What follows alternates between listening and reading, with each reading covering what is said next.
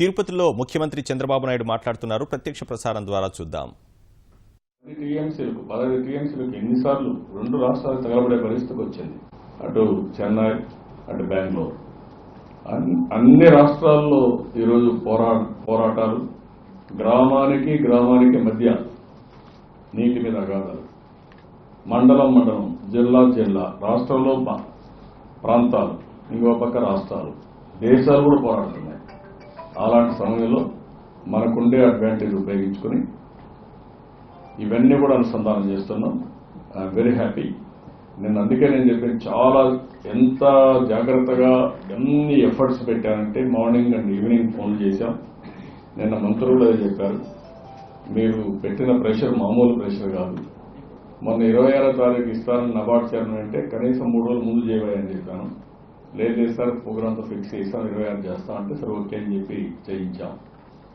కానీ ఇది ఎందుకంటే చాలా పనులు చేస్తాం, కానీ ఇది చేసినప్పుడు వచ్చే తృప్తి ఎన్నో డికేడ్స్గా, శతాబ్దాలుగా ఇది మన కర్మ అని సరిపెట్టుకున్న రోజులన్నీ. మన కర్మ కాదు, మనం కూడా ఫోకస్ చేస్తే ఈ కష్టాలు అధిగమించగలుగుతామని నిరూపించే అవకాశం అక్కడే జరిగింది. అదే ఈరోజు చేయగలిగాం. ఇది వస్తే నేను ఏదైతే చెప్పానో రాయలసీమ రతనాల సీమగా మారుతుంది, హార్టికల్చర్ హబ్గా మారుతుంది, ఇండస్ట్రీస్ వస్తాయి, ముఠాలు పోతాయి, రౌడీజాలు పోతాయి. ఎవరైతే ఇంతవరకు దీనిపైన బతికారో వాళ్ళకందరికీ అడ్రస్ కూడా ఉండదు. అది వాళ్ళ బాధ. అందుకనే మీరు చూస్తే పోలవరంలో ఏం చేశారండి, పట్టిసీమ పోయి రైతుల్ని రెచ్చగొట్టారు, రైతులు ఇల్లేదు. అక్కడి నుంచి అవినీతి జరిగిందని కోర్టుకు వెళ్ళారు. అక్కడ కూడా వాళ్ళు క్లియర్గా మొట్టికాయలు వేసి పంపిస్తే దాన్ని ఏం చేయలేకపోయారు.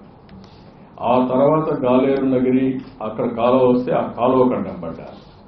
మా కలెక్టర్ క్లియర్గా చెప్పి ఎవరన్నా అడ్డం వస్తే ఏ పార్టీ అయినా పర్లేదు క్లియర్గా వెళ్ళమంటే అతను ఆ పిఎస్సి చైర్మన్ అడ్డపడే పరిస్థితికి వచ్చాడు. దాన్ని క్లియర్ చేశాం. అక్కడి నుంచి మళ్లీ పోయేసి పోలవరం ప్రాజెక్టులో అడ్డంపడే పరిస్థితికి వచ్చాం. రైతుల్ని రెచ్చగొట్టారు. 40,000 ఎకరాలు నేను కొత్త చట్ట ప్రకారం ఇస్తానన్నా కూడా ప్రజలు రెచ్చగొట్టడం ఏంటండి? ఏదైతే మనకు కొత్తగా వచ్చినటువంటి ల్యాండ్ అక్విజిషన్ యాక్ట్ వచ్చింది, దాని ప్రకారం నేను పే చేస్తానని చెప్పిన తర్వాత మళ్ళా మీరు రెచ్చగొట్టడం ఏంటి? గ్రీన్ ట్రిబ్యునల్కి ఎందుకు పోయారు? అదే మరి ఎందుకు అక్కడ రైతాంగాన్ని రెచ్చగొట్టారు? ఎందుకు కోర్టులకు వెళ్తున్నారు? ఎందుకు వేరే రాష్ట్రాలకు వెళ్లి వాళ్ళు కూడా రెచ్చగొడుతున్నారు? ఒరిస్సా, ఛత్తీస్గఢ్ వాళ్ళ దగ్గరికి పోయి వాళ్ళని తెస్తే మాట్లాడి వాళ్ళు కూడా రెచ్చగొడతారు. ఎంత దుర్మార్గం అండి ఇవన్నీ. నేను రాజకీయాల్లో చూశాను, కానీ ఇంత పనికిమాలిన రాజకీయాలు కానీ తప్పుడు రాజకీయాలు నా జీవితంలో ఎప్పుడూ చూడలేదు. ఎందుకంటే ప్రజలు ఇవన్నీ వాచ్ చేస్తారు, మనల్ని ఇబ్బంది పెడతారు, లేకుంటే అసహించుకుంటారని అందరూ భయపడతారు. కానీ వీళ్ళకి అది కూడా లేకుండా పోయింది. ఒకసారి ఇన్ని జరిగితే ఈరోజు కూడా మళ్ళా పెద్ద ఆర్టికల్ రాసుకుంటూ వీళ్ళేదో పెద్ద పొడి చేస్తానని మాట్లాడుతున్నారు. నేను భయపెడుకుంటే ఎప్పుడో ఇదే ఉండేది. ప్రజల కోసం నో క్వశ్చన్ ఆఫ్ కాంప్రమైజ్. ఆ విషయం మీరు గుర్తుపెట్టుకోవాల్సిన అవసరం ఉంది. నేను అందుకని ప్రజలకు చెప్తున్నా, ప్రజలందరూ అర్థం చేసుకోవాల్సిన అవసరం ఉంది. 2016 ఒక నూతనమైన చరిత్రకు శ్రీకారం చుట్టిన సంవత్సరం ఇది.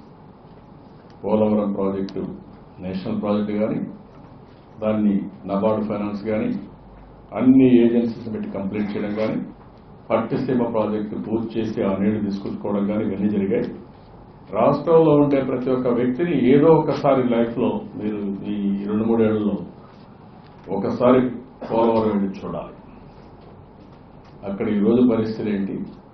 ఎక్కడి నుంచి మన భవిష్యత్తుకు ఒక ఆధారం దొరుకుతా ఉంది.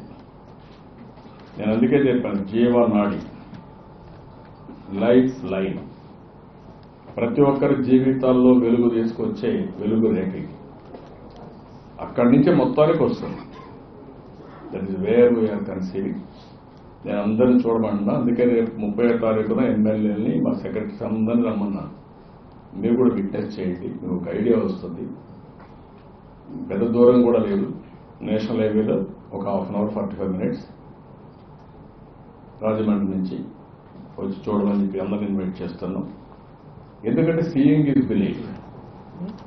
ఎంత కష్టపడ్డాం, ఎన్ని కాలువలకు ఎంత శ్రమ చేశాం, ఎంత ఎఫర్ట్ ఉంది, ఎంత కష్టపడితే సాధ్యమని తెలిస్తే పబ్లిక్ లో కూడా ఒక అప్రిసియేషన్ ఉంటుంది. అట్లా కాకుండా ఏదో వచ్చేసింది, ఏదో జరిగిపోయింది అనే ఫీలింగ్ వచ్చినప్పుడు ఉండే సాటిస్ఫాక్షన్ లేదు.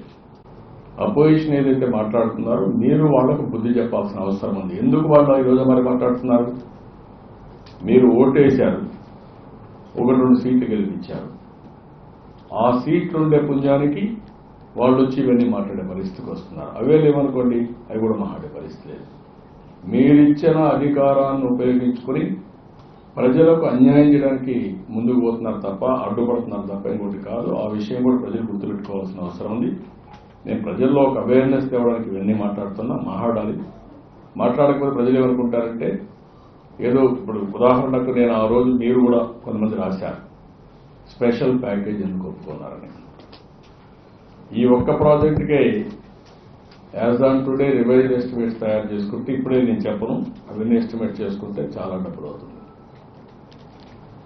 కంపల్సరీగా వాళ్ళు పూర్తి చేయాలి. ల్యాండ్ ఎక్విజిషన్కి ఎక్కువ అవుతుంది. ల్యాండ్ ఎక్విజిషన్ ఏం చేస్తారా? కేంద్ర పార్లమెంట్ తీసుకొచ్చారు లేదు. ఆ ల్యాండ్ ఎక్విజిషన్, రీహాబిలిటేషన్ కొత్త చట్టం ప్రకారం మీరు పే చేయాలంటే ఎంత అవుతుందో అది పే చేసి వాళ్ళు రీహాబిలిటేట్ చేసి మనం ఈ ప్రాజెక్ట్ పూర్తి చేయాల్సిన అవసరం ఉంది. మిగిలిన ప్రాజెక్ట్ కూడా ఏ విధంగా ఖర్చు పెట్టాలో ఖర్చు పెట్టి కంప్లీట్ చేయాలి. అందులో ఇంకోటి కూడా ఉంది. ప్రాజెక్టు ఒక రోజు కానీ లేట్ అయితే ఈ ప్రాజెక్టుకి 25 నుంచి 30 కోట్ల రూపాయలు అదనంగా భారం పడుతుంది రోజు. ఎందుకంటే ఈ ఎక్విప్మెంట్ అంతా గమనుంటే వాళ్ళు డ్యామేజ్ చేస్తారు పని చేయకపోయినా. రెండోది మళ్ళా పని చేయాలంటే అడిషనల్ కాస్ట్ ఎక్కువ అవుతుంది. రోజు రోజుకు over runs, cost of excavation పెరిగిపోతుంది. ల్యాండ్ ఎక్విజిషన్ కూడా కాస్ట్ ఆఫ్ ఎక్స్కవేషన్ పెరిగిపోతుంది. ఈవెన్ రీహాబిలిటేషన్ కూడా సేమ్ ఫార్ములా వర్తిస్తుంది. ఇవన్నీ కూడా పెట్టే కొద్దికి రోజు రోజుకు ఈ ప్రాజెక్టులో చాలా ప్రమాదం వస్తుంది. రెండోది ఇన్ని కంపెనీలు, ఇంత ఎక్విప్మెంట్, ఇంత క్వాలిటేటివ్ ప్రపంచంలో తెచ్చిన ఎక్విప్మెంట్ అంతా డిస్టర్బ్ అయిందనుకోండి, వాటికి కోపం వచ్చి నేను కోర్టుకు పోతాను, కోర్టుకు పోయి తీసుకెళ్ళిపోయాడు అనుకోండి, వారు పెట్టేసి వెళ్ళిపోయాడు, మళ్ళీ రీఅసెంబుల్ చేయడం ఇంపాసిబుల్. ఆ విషయం కూడా మనం గుర్తుపెట్టుకోవాల్సిన అవసరం ఉంది. రాళ్ళు వేయడం చాలా ఈజీ. ఇంత పెద్ద ప్రాజెక్ట్ని, అందుకని చెప్పాను ఇండియాలోనే ఇంత పెద్ద ప్రాజెక్ట్ ఇంక ఫ్యూచర్లో కట్టే పరిస్థితి కూడా లేదు. ఇంత పెద్ద irrigation project, that is the size of the project, that is the magnitude of the project. అది గుర్తుపెట్టుకొని ప్రజలు ఆలోచించుకొని సహకరించాల్సిందిగా, ఇలాంటి వాళ్ళ పట్ల అప్రమత్తంగా ఉండడం కాదు, చీకొట్టే పరిస్థితి రావాలి. ప్రజలే వాలంటరీగా బయట వచ్చే పరిస్థితి రావాలి. ఎక్కడికక్కడ చర్చనీయాంశం కావాలి. ఇలాంటి దుర్మార్గుల పట్ల అప్రమత్తంగా ఉండి ఎక్కడికక్కడ చీకొట్టే పరిస్థితి వస్తే నీకు అవగాహన లేకుండా మాట్లాడుతాను చెప్పే పరిస్థితి తప్ప ఇది సాధ్యం కాదు. నా స్వార్థం కోసం కాదు. అయితే ఈ ప్రాజెక్టు పూర్తయితే నాకు పేరు వస్తుంది. పేరేంటి? చరిత్రలో పలానా పీరియడ్లో కట్టారు, పలానా కేంద్ర సహకరించిన పేరు వస్తుంది. ఆ పేరు కోసం తాపత్రయం తప్ప ఇంకోటి కాదు, వ్యక్తిగత ప్రయోజనం కోసం కాదు. ఆ విషయం అందరూ గుర్తుపెట్టుకోవాల్సిన అవసరం ఉంది. దీనికి పూర్తిగా ప్రజలందరూ ఒక చర్చ జరగాలి. ఈసారి సంక్రాంతి పండుగలో కూడా జన్మభూమిలో ఇది ఒక పెద్ద చర్చనీయాంశం కావాలి. ఒక హోప్, ఒక భరోసా, ఒక భద్రత, భవిష్యత్తు మీద ఒక ఆశ, దానికి నాంది పలకాల్సిన అవసరం ఉంది.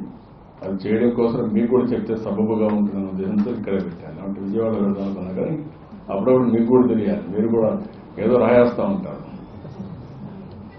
అందరూ కావాలన్నారు కదా, కొంతమంది సర్కమ్స్టెన్సెస్ లో సమాచారం లేకుండా కూడా ఊహించుకొని కూడా కొన్ని జరుగుతూ ఉంటాయి. కొంతమంది కావాలని రాసి కూడా రాస్తూనే ఉంటారు. దాని గురించి పెద్ద బాధ లేదు, వాళ్ళ గురించి పట్టించుకోవాలలేదు. అయితే డెమోక్రసీలో ప్రజలే న్యాయ నిర్ణేతలు కాబట్టి ప్రజల్లో ఒక అవగాహన పెరిగితే ఇలాంటి వారి పట్ల అప్రమత్తంగా ఉంటారు. సార్, గవర్నమెంట్ ఆర్గనైజ్ చేస్తే ఇక్కడ తిరుపతి నుంచి ఇరిగేషన్ నేనేమంటున్నానంటే ఇది చెప్పిస్తాను. పోలవరం, పట్టిసీమ 2 ప్రాజెక్టులు మీ అందరికీ అరేంజ్ అవ్వండి. కలెక్టర్ చెప్తాను. నేను ఇన్ఫర్మేషన్ చెప్పి అవి ఆర్గనైజ్